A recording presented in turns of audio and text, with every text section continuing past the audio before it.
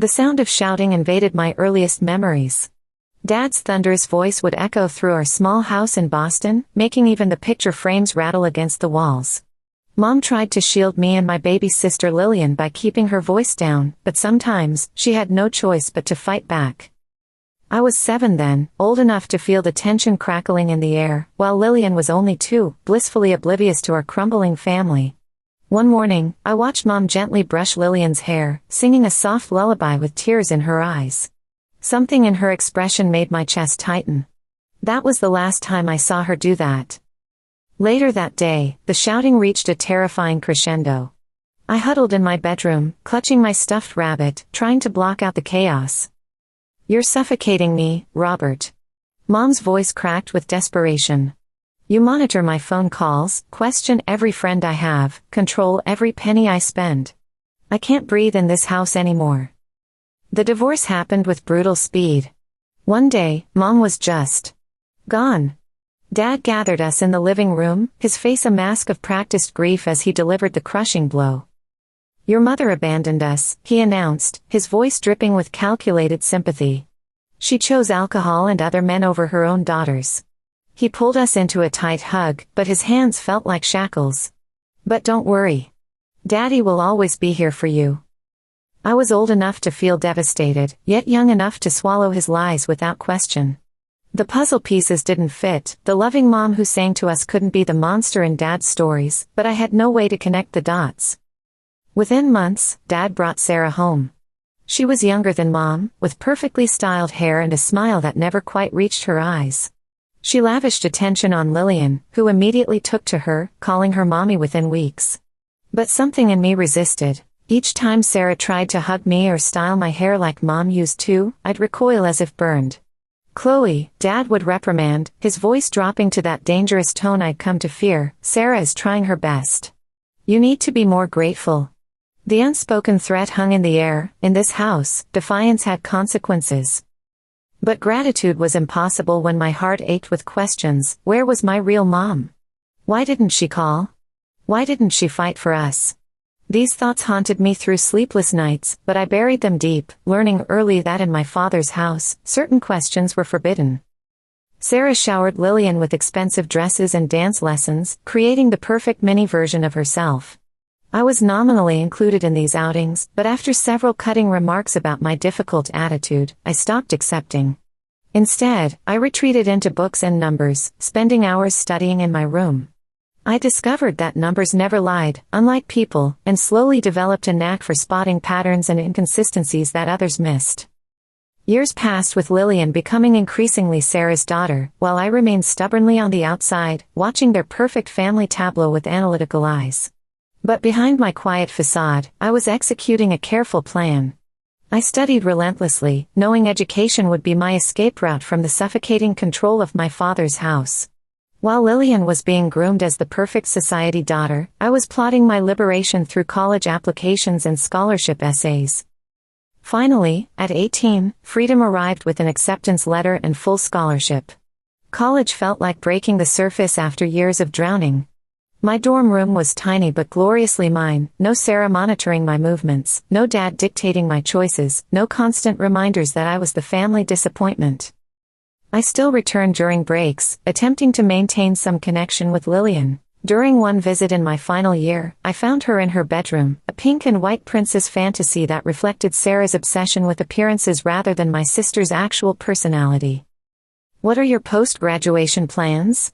I asked, settling into her window seat. "Started thinking about colleges yet?"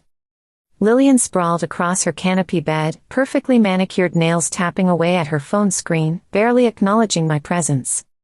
"Oh, I'm not going to college," she announced with the casual indifference of someone discussing the weather. "I'm getting married." I nearly choked on my coffee. "Married? You're barely 18. When did this happen?" "Sarah introduced me to Marcus last year." She finally looked up, eyes sparkling with excitement. "His family owns Preston Properties, you know, that huge real estate empire downtown? They're loaded, Chloe. Like, seriously loaded. And Marcus is absolutely perfect." A knot formed in my stomach. "What about your teaching dreams?" Remember that little chalkboard you carried everywhere? Lillian dismissed years of childhood ambition with a flick of her wrist. That was just kid stuff. Sarah says college is pointless for women like us. She believes a woman's real purpose is creating a beautiful family. She parroted Sarah's words with unsettling precision. Why waste time with degrees when I can start my real life now? I gripped my mug tighter, biting back a lecture on independence and self-determination. Just make sure it's what you want, Lil. Not what Sarah wants, not what Marcus wants, what you want. Not everyone needs to be a career woman like you, she shot back, her tone making career woman sound like a terminal diagnosis. The Sarah-programmed response stung, but I held my tongue. I couldn't save someone who didn't want saving. Post-graduation, I established myself in a comfortable apartment across town and secured a position as a remote accountant for a respected firm. The job utilized my affinity for numbers and patterns, providing the independence I'd craved for so long. I created spreadsheets during the day and balanced my own personal books at night, meticulously tracking every dollar, a habit born from years of watching Dad control Mom through finances. Meanwhile, Lillian married Marcus in an extravagant ceremony that Sarah orchestrated like a military campaign. Within a year, my sister became a mother to little James, with Emma following precisely 12 months later, as though Sarah had programmed even their family planning. My carefully constructed piece crumbled the day Lillian first showed up unannounced at my door. She stood there in designer athleisure that cost more than my monthly rent, 2 overflowing baby bags slung over her shoulders, looking impossibly polished for someone supposedly struggling with 2 under 2. "Thank God you're home," she exclaimed, pushing past me without waiting for an invitation. "I have a spa appointment in 20 minutes. You'll watch them, right? James just ate, and Emma might need a diaper change soon. Oh, and James won't nap without his stuffed elephant, it's in the blue bag somewhere." Before I could form a response, she was already halfway down the hall, leaving me stunned with a toddler clutching my leg and an infant starting to wail. This ambush became Lillian's standard operating procedure. She'd appear without warning, citing some emergency appointment, lunch date, or shopping excursion, treating my apartment like a drop-off center and me like unpaid staff. The real shock came when she and Marcus decided on a romantic weekend getaway. They appeared at my door with the children and enough supplies for 3 days, no prior warning, no request, just an assumption that my time and space were theirs to commandeer. These constant intrusions were destroying my professional life. Accounting demanded precision and concentration, impossible to maintain with a toddler using my couch as a trampoline and an infant screaming for attention. Each time I'd settle into a complex spreadsheet, the moment would be shattered by a crash, a cry, or a sticky hand tugging at my sleeve. I tried adapting, working before dawn, continuing after the children left, sacrificing weekends, but it wasn't sustainable. My supervisor began noting errors in my reports, small mistakes that, in the financial world, could have serious repercussions. "Why can't Sarah and Dad help sometimes?" I finally suggested as Lillian dropped off the children for the 3rd time that week. "Or Marcus's parents? Surely they'd love some grandparent time." "Dad's always working," Lillian replied dismissively, already backing toward the door. "And Sarah gets these awful migraines from the noise. Besides," she added with a manipulative smile, "you're so much better with them than anyone else." I watched her retreat, her designer outfit pristine, not a hair out of place, and swallowed the scream building in my throat. The irony was staggering. She couldn't handle her own children for a full day, yet somehow expected me to manage them while meeting professional deadlines. The breaking point erupted on a Tuesday afternoon. I was racing against a critical deadline, a major client's tax audit that could make or break my professional reputation. James was particularly wild that day, his energy seemingly limitless as he bounced from furniture to furniture like a human pinball. "James, please stop jumping on the couch," I called out for what felt like the 1000th time, my eyes darting between my screen and the children. "I need to finish this report." I turned away for just 5 seconds to stop Emma from devouring a purple crayon when I heard it, the sickening thud followed by a wail that made my stomach drop. James had launched himself off the couch despite my warnings and crashed onto the hardwood floor.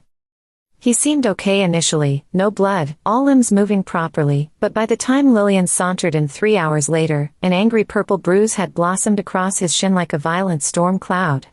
Her reaction was nuclear. What the hell, Chloe? She screamed, instantly transforming from cool socialite to raging mother bear. Both children erupted into terrified tears at her explosion. I trust you with my children, and this is how you watch them? He could have broken his leg or cracked his skull open. Maybe if you actually watched your own kids occasionally, I started, my voice trembling with suppressed rage. I knew I shouldn't have left them with you. She bulldozed over my response, her designer purse swinging wildly as she gesticulated. You're completely irresponsible. What were you doing? Too absorbed in your precious spreadsheets to keep my son safe for a few hours? Something inside me, a dam holding back years of resentment, of being taken for granted, of sacrificing my needs and career for others' convenience, suddenly fractured beyond repair. Ice replaced the fire in my veins. Get out, I said, my voice deadly quiet, a calm more frightening than any shout. Excuse me? Lillian blinked, clearly accustomed to me backing down. I'm done being your convenient, free childcare service. Each word emerged with precise, cutting clarity. I have a career, Lillian, a real job with real responsibilities that pays my actual bills. I can't keep dropping everything because you need another spa day or lunch with your country club friends. Hire a professional babysitter like every other working parent in America. I physically ushered them toward the door, deaf to Lillian's sputtering protests and the children's confused tears. The moment the lock clicked, my phone erupted, Dad's name flashing on the screen with predictable timing. What the hell do you think you're doing? Dad's voice thundered before I could even speak, the familiar tone designed to make me shrink and submit. Your sister is hysterical. How dare you treat her and those innocent children this way? If she doesn't like my childcare methods, she's welcome to watch her own kids, I fired back, surprising myself with my steady voice. You will apologize to your sister immediately? This behavior is completely unacceptable. Unacceptable. I laughed bitterly. What's unacceptable is dumping your children on someone without warning and then having the audacity to rage when they can't magically transform into Mary Poppins while meeting professional deadlines. Listen here, young lady, his voice dropped to that dangerous register I remembered from childhood, the tone that once made my blood freeze. If you don't start showing proper respect to your sister and treating your family with the consideration they deserve, you can forget about your inheritance. Every last cent will go to Lillian. Is that clear? The threat hung in the air between us, his ultimate control mechanism exposed. After Dad's inheritance threat, I recognized the need for strategic retreat. The constant tension wasn't beneficial for anyone, especially the children caught in the crossfire. With calculated pragmatism, I swallowed my pride and initiated contact. Hey, I said when Lillian answered, my tone carefully neutral. Can we talk about what happened? I was actually about to call you, she replied, sounding unexpectedly reasonable. I might have overreacted a bit yesterday. The bruise looks much better today. We arranged to meet at a neutral location, the artisanal coffee shop equidistant from our apartments. When Lillian arrived, I was startled by her appearance. The immaculate facade had slipped, dark circles shadowed her eyes, and her designer outfit looked slightly rumpled, as though she'd finally experienced a full day of solo parenting. Look, I began, methodically stirring my latte, analyzing my approach like I would a complex financial problem. I love James and Emma, you know that's never been in question. But I can't keep rearranging my entire professional life without warning. I need structure, advance notice, boundaries. Lillian nodded slowly, a flicker of genuine understanding crossing her features. I get it. I guess I've been taking advantage of your flexibility. She traced the rim of her cup. It's just so hard sometimes, being with them 24/7. The irony of her complaint, after dumping them on me during my workday, wasn't lost on me, but I focused on solutions rather than pointing out the hypocrisy. We negotiated a system. She'd provide at least 24 hours notice before any childcare request. No more surprise doorstep drop-offs, no more impromptu weekend stays. We established a regular schedule, Tuesday afternoons and Thursday mornings, when I could properly plan my workload around the children's presence. The arrangement functioned adequately for several weeks. The children still visited regularly, but on a predictable schedule that allowed me to organize my work accordingly. I even found myself enjoying our time together more now that it wasn't forced upon me like an unexpected tax audit. Meanwhile, I carefully tracked every interaction, documenting each childcare session like a meticulous accountant. Something in Dad's inheritance threat had triggered my professional instincts. Knowledge, after all, was power, and I sensed I might need ammunition for battles yet to come. As Christmas approached, I seized the opportunity to plan a ski trip with my college friends. A real vacation, no spreadsheets, no family manipulation, just pristine snow and freedom. When I heard Lillian's family was planning a European getaway, I thought the timing was perfect. Surely their family vacation would include their children. 2 days before departure, I dropped by Lillian's house with gifts for the kids. Their living room resembled a staging area, suitcases everywhere, designer clothes spread across every surface. Dad and Sarah were already there, with Sarah commanding the packing operation like a 5-star general. "These are adorable," Lillian gushed as the children tore into their presents. "They can play with them at your place during Christmas." My coffee cup froze midway to my lips. "What?" "It's going to be epic," Lillian continued, blind to my shock.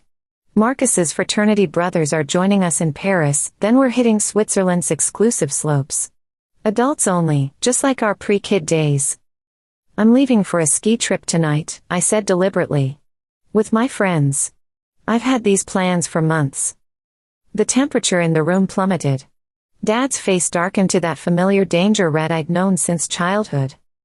"I couldn't care less about your plans," he spat, rising from his armchair like a judge delivering a sentence.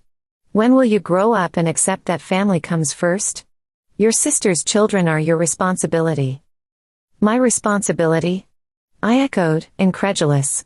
"Since when am I their default caretaker?" Sarah stepped forward, her Botox face barely containing her contempt. "Chloe, your selfish desires don't supersede family obligations. Making vacation plans without consulting us? That's not how family works." A bitter laugh escaped me. "Consulting me? That's rich. Did anyone ask if I was available before booking your European adventure?" "We shouldn't have to ask," Lillian interjected, bouncing Emma performatively. "You're their aunt. Then why not their grandmother?" I gestured toward Sarah. "Isn't she family too?" Sarah's perfectly curated expression faltered. "Don't be absurd. I can't possibly handle them at my age. Besides," she smoothed her silk blouse, "your father and I are also going." "Of course you are," I muttered. "Everyone gets a vacation except me." "Enough," Dad thundered, startling Emma into tears. "I've tolerated your attitude for years, but this is the final straw. If you can't prioritize family, you don't deserve to be part of this family's future. The inheritance will go entirely to Lillian, every last penny." Something crystallized within me, years of manipulation, of being the family doormat, of my existence being treated as secondary, all suddenly clear. "Keep your damn inheritance." I grabbed my coat, a smile spreading across my face.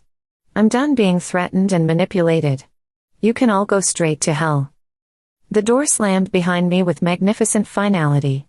My hands trembled as I drove home, but I felt weightless, like I'd finally shed invisible shackles.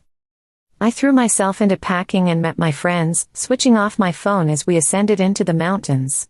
Only after settling into our cabin did I check the security camera I'd installed following Lillian's repeated unwelcome visits. They had all come, Dad hammering my door, Sarah peering through the peephole, Lillian bouncing a wailing Emma while James played with his cars on my welcome mat. They'd stayed for hours, cycling between pleading and threatening, visibly destabilized that I'd prioritized myself for once. My phone erupted with notifications that first vacation day, 27 missed calls from Dad, 43 from Lillian, 15 from Sarah. The messages escalated in desperation. "Call back immediately, young lady." Dad's voice boomed through one accidentally played voicemail. Sarah's texts were emotional manipulation masterpieces. "The children are inconsolable. Abandoning family at Christmas. Is this who you've become?" Lillian's tearful video messages were the most transparent. "Please, Chloe. We can't find anyone last minute. I'll double your usual rate." I powered off my phone completely. My friends, noting my tension, suggested early morning slopes. The crisp mountain air and exhilarating descents cleared my mind. 3 days in, my cousin Rachel texted, "Drama update, Sarah finally hired some retired teacher through her country club. She's charging them $35/hour plus holiday premium. Guess free childcare isn't so easy to replace." I couldn't suppress my smile. They'd finally confronted the market value of what they'd been demanding from me for free. When I returned home, my social media exploded with notifications. Dad had posted a dramatic public statement, complete with carefully selected childhood photos of Lillian and me. With profound sadness, I officially disowned my eldest daughter, Chloe. She has betrayed our entire family by abandoning her sister and innocent niece and nephew at Christmas to pursue selfish pleasures. A true daughter never places personal desires above family obligations. Henceforth, all my assets will transfer to my younger daughter, Lillian, who embodies genuine family loyalty. Chloe is no longer welcome in our home or lives. The post garnered hundreds of sympathetic reactions from Dad's business associates and church friends, all condemning my heartless selfishness. Sarah shared it with her own scathing commentary about ungrateful children and deteriorating family values. I stared at the screen momentarily, then closed the app without engaging. Let them have their public tantrum. I had deadlines to meet and, for once, a blissfully quiet apartment to work in. A week after Dad's theatrical disowning, a notification appeared that stopped my heart. "Catherine Mitchell wants to connect with you," my mother's name materializing like an apparition from the past. Her message was thoughtfully composed. "Chloe, I saw your father's post. I know it's been many years, and I have so much to explain. Would you meet with me? I understand if you refuse, but please know I've never stopped thinking about you and Lillian." My hand trembled as I read further. She'd been silently witnessing our lives through social media, my graduation, Lillian's wedding, the birth of my niece and nephew, watching from afar, unable to reach out. I agreed to meet at a quiet cafe across town. I recognized her instantly despite the years. When she embraced me, the familiar scent of lavender transported me back to childhood. "I'm so sorry, Chloe," she said, her voice breaking. "An apology can't erase these years, but you deserve the truth." Her story turned my stomach. Dad had systematically alienated her while portraying himself as the abandoned victim. He tormented her with photos and videos of us with Sarah, birthdays, school events, vacations, accompanied by cruel messages about our happy new family. "See how well they're thriving," he'd write. "Sarah is the mother they deserve. They don't remember you. Why disrupt their happiness now?" She showed me years of his psychological warfare on her phone. "They call Sarah Mom now. Your return would only confuse them. Chloe's excelling in school with Sarah's help. She's forgotten you completely." Lillian asked why she doesn't resemble Mommy Sarah. We told her she takes after her daddy. Don't ruin her contentment. But the most shocking revelation concerned finances. Mom, now a successful corporate attorney married to a wealthy businessman, had been sending substantial payments throughout our childhood. "Your father and I had an agreement," she explained, her coffee cooling untouched. "The alimony I paid for you was to be transferred to you when you turned 18, enough for an apartment and solid start in life. He promised to inform you." The realization hit me like a thunderbolt. The inheritance Dad had wielded as control wasn't even his, it was money from the mother he claimed had abandoned us. That night, I composed my response. Regarding my father's public disowning, I must share truths I've just discovered. For years, I believed his story that my mother abandoned us for alcohol and other men. I trusted his assurance we were better without her. Today I learned every word was fabricated. My mother never abandoned us, she was systematically alienated by a man using manipulation to maintain control. While portraying himself as our savior, he secretly collected substantial alimony payments meant for me upon turning 18.